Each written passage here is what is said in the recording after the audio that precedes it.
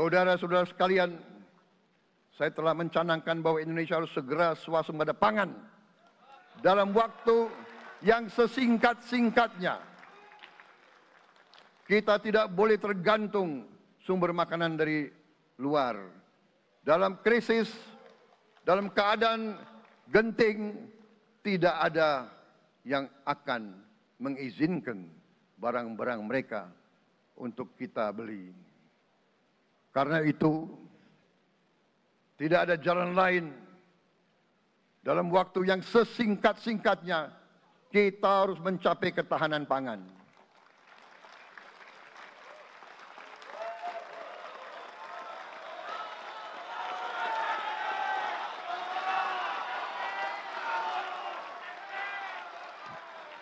Kita harus mampu memproduksi dan memenuhi kebutuhan pangan seluruh rakyat Indonesia.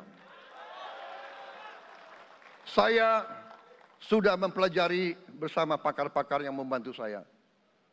Saya yakin paling lambat 4-5 tahun kita akan swasembada pangan. Bahkan kita siap menjadi lumbung pangan dunia.